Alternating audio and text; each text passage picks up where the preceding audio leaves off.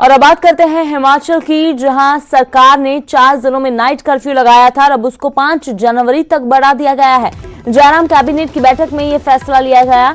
इसके अलावा सरकारी कार्यालय में भी 5 दिन काम होगा। शनिवार को वर्क फ्रॉम होम रहेगा। कोरोना के चलते सामाजिक कार्यक्रमों पर भी पाबंदी लगाई गई थी और उन बंदिशों को सरकार ने अभी जारी रखा है।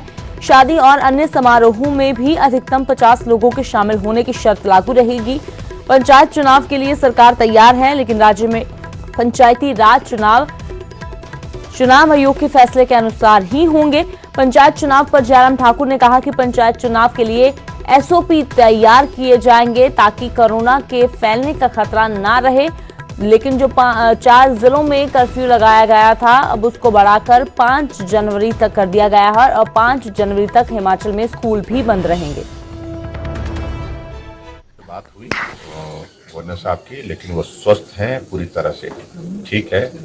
जो जानकारी मिली है, गाड़ी उनकी जो है वो काफ़ी क्षतिग्रस्त हुई है, लेकिन उसके बावजूद वो स्वस्थ हैं, ठीक है। बात हुई सर, जिस तरह से प्रस्तावित है पंचायत चुनाव भी, लेकिन जो एक चिंता है कि कहीं कोरोना संक्रमण इस दौरान भी ना बढ़े, उसको लेकर भी कोई प्रोटोकॉल जो है उसके लिए एसओपी ही जारी करेंगे और उसमें सुनिश्चित करेंगे कि भाई पंचायत के जितने भी जो चुनाव लड़ने वाले लोग हैं उसका वो पालन करें।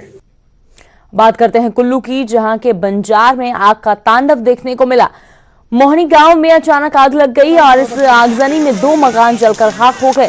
ग्रामीणों और फायर ब्रिगेड की टीम ने कड़ी मशक्कत के बाद इस आग पर काबू पाया। आगजनी की इस घटना में करीब 15 लाख रुपए का नुकसान होने का अनुमान है। तो वहीं स्थानीय विधायक सुरेंद्र शौरी घटनास्थल पर पहुंचे और पीड़ितों को हर संभव मदद देने का भरोसा दिया। उन्होंने प्रशासन को पीड़ित परिवार को मदद के निर्देश दिए हैं। लेकिन इस आगजनी का तांडव किस कदर बढ़ पाई, ये आप तस्वीरों में देख सकते हैं। आग लगी और जिसमें 2 मकान जले हैं और ये मकान प्रताप सिंह और बेणुराम के हैं। 2 मकानों के बाद जैसे सूचना मिली वैसे ही हम मौके पर यहाँ पहुँचे हैं और फायर ब्रिगेड की गाड़ी भी पहुँची और सभी ग्रामीणों के आसपास के ग्रामीणों ने तुरंत आग पर काबू पा लिया गया। और अब बात करते हैं पर्यटन नगरी मनाली की, जहां बीते दिनों हुई ताजा बर्फबारी के साथ ही ठंड ने भी दस्तक दे दी है। मनाली और इसके आसपास के क्षेत्रों में हुई ताजा बर्फबारी के बाद स्थानीय लोग और पर्यटन कारोबारियों के चेहरे भी खिल गए हैं और उन्हें अच्छे कारोबार की उम्मीद जगी है। दिसंबर के महीने में हुई ये बर्फबारी मनाली के पर्यटन कारोबार के लिए संजीवनी बनकर आई है। मनाली में इस बार कोरोना के कारण यहाँ का पूरा पर्यटन कारोबार प्रभावित हो गया था, लेकिन बर्फबारी के बाद पर्यटन नगरी का मौसम सुहावना हो गया है और पर्यटक भी अब कूच करने लगे हैं मनाली की ओर।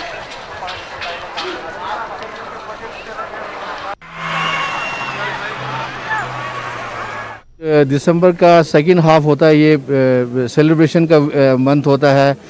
ये दो वीक सेलिब्रेशन के वीक होते हैं। यहाँ पर सभी लोग ऑल ओवर इंडिया से आते हैं और पेंडेमिक के चलते लोग काफ़ी घरों में बैठ के तंग हो रखे थे। ऊपर से सोने पे सुहागा ये हुआ है कि बर्फ़ गिरी है, तो बर्फ़बारी होने से भी लोगों के इधर को आने की इच्छा हो रही है, तो इसलिए थोड़ी चहल पहल बढ़ी है, तो थोड़ा सा टूरिस्ट का इजाफा हुआ है।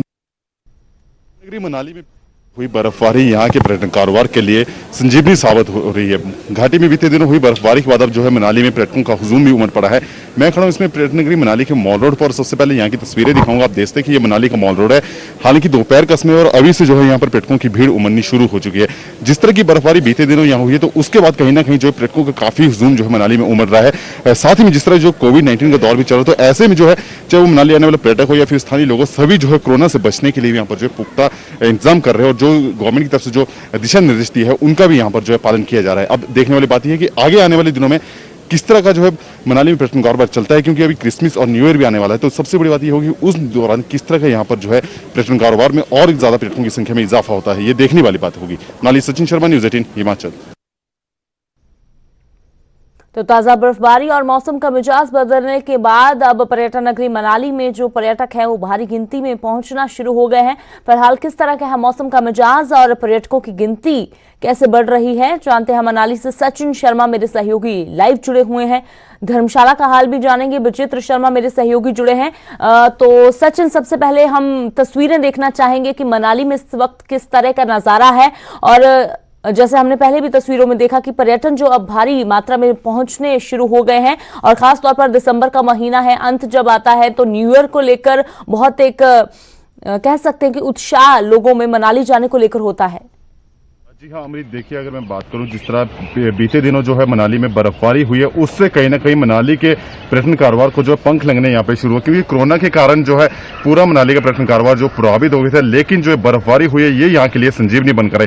हालांकि आज जो है सुबह का समय है और अभी जो है यहाँ का तापमान जो काफी गिरावट उसमें देखी जा रही है। ऐसे में लोग जो है अभी सुबह के समय अपने घरों में दुबके, मैं तस्वीरें दिखाऊंगा, आप देखते हैं कि सुबह का समय है और अभी भी जो है यहाँ पर मौसम खराब होता जा रहा है। आसमान में जो है अभी भी जो है वो बादल यहाँ पर छाए और तापमान में जो खासी गिरावट देखी जा रही है। जिस तरह का मौसम, हालांकि जो मौसम सुहावना मनाली का हो रहा है, लेकिन जो सर्दी का जो सितम है वो लगातार यहाँ पे बढ़ता जा रहा है, क्योंकि जिस तरह सर्दी का जो सितम है उसके बाद जो है तापमान में खासी गिरावट यहाँ पर देखी जा रही है, जिसके कारण जो है लोगों को खासी दिक्कतों का सामना करना पड़ रहा है। क्योंकि जिस तरह तापमान में खासी गिरावट लगातार आती जा रही है, तो ऐसे में कहीं ना कहीं जो लोग यहाँ के हैं उन्हें खासी दिक्कतें देखने को आ रही है। क्योंकि जिस तरह तापमान कम होने के कारण जो सड़कों पर बहता पानी वो जमने लग पड़ा है और पीने के पानी की पाइपें वो भी यहाँ पर जो जमती जा रही है।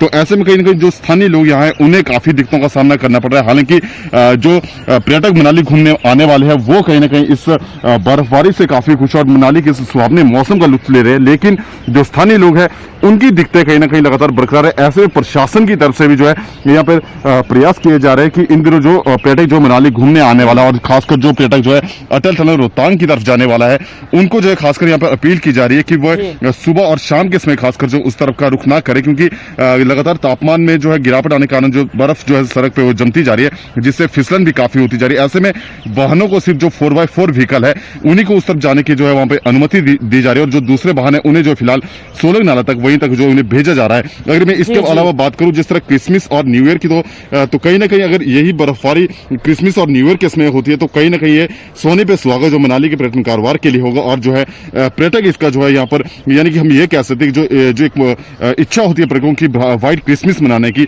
वो कहीं ना कहीं उनकी पूरी होगी यदि क्रिसमस पर जो है यहाँ पर बर्फबारी होती है। सचिन, तो हर कोई जब मनाली की ओर आता है तो ये जरूर चाहता है कि बर्फबारी एक बार जरूर देखने को मिल जाए, और अगर ताजा बर्फबारी हो तो वाकई में ये सोने पर सुहागा वाली बात होती है। धर्मशाला का हाल जान लेते हैं, विचित्र शर्मा मेरे सहयोगी जुड़े हैं। तो विचित्र, किस तरह का है मौसम का मिजाज धर्मशाला में और क्या कुछ आपके पास जानकारी? देखिए, सबसे पहले तो मैं आपको बता दूं कि इस वक्त जहां मैं खड़ा हूं और जहां से मैं लाइव तस्वीर जो धर्मशाला की दिखाऊंगा, यहां से जो धौलीधार की जो पहाड़ियां हैं और जो त्रिउंड है, धर्मकोट है, गड़ू है, वो साफ दिखता है। लेकिन मैं सीधी तस्वीरें आपको दिखाने वाला हूं कि फिलहाल ये जो पूरा का पूरा इलाका है वो बर्फबारी की आगोश में तो है, लेकिन साथ ही साथ बादलों की आगोश में, जिसकी वजह से जो है वो हम ये तस्वीरें अपने दर्शकों को नहीं दिखा पा रहे हैं, जिसका हमें कहीं ना कहीं मलाल है। चूंकि इस वक्त पूरी की पूरी धौलीधार की जो ये पहाड़ियां हैं, ये जो लंबी चौड़ी जो पर्वत श्रृंखला है, जिसको देखने के लिए सैलानी जो है वो ललायत रहते हैं, और इसी धौलीधार पर्वत श्रृंखला की बदौलत जो है यहाँ का जो पर्यटन डिपार्टमेंट है वो करोड़ों रुपए कमाता है। यहाँ के होटलेस हैं वो करोड़ों रुपए कमाते हैं, हर साल कमाते हैं। बावजूद इसके अभी ये पूरी की पूरी जो कांगड़ा घाटी है वो बादलों की आगोश में है। इसकी वजह से जो है वो तस्वीरें, वो खूबसूरत तस्वीरें जो है वो सामने नहीं आ पा रही। बावजूद इसके हम अभी ये दिखा रहे हैं कि किस तरह से यहाँ पर जो है वो फॉगिंग हो रही है, यानी फॉग जो पड़ रहा है, धुंध पड़ रही है, कोहरा जो है वो सुबह के वक्त देखने को मिल रहा है। विजिबिलिटी कहीं ना कहीं अब धीरे धीरे कम होने लगी है।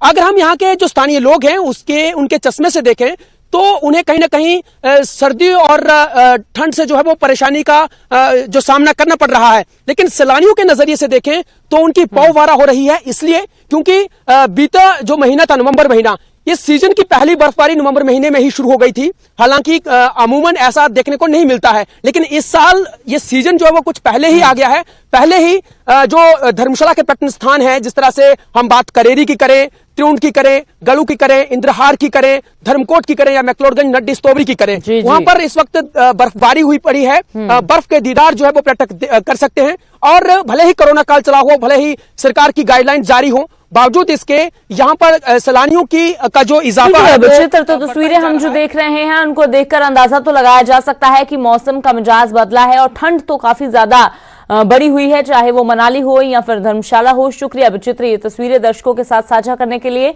सचिन, आपका भी शुक्रिया मनाली का हाल बताने के लिए। तो बर्फबारी हुई है ऊपरी इलाकों में, मनाली के भी और धर्मशाला के भी, जिसके कारण निचले इलाकों का भी जो तापमान है वो काफी ज्यादा गिर गया है और ठंड काफी बढ़ गई है। पंजाब और हरियाणा सिर्फ देश का पेट ही नहीं भरते बल्कि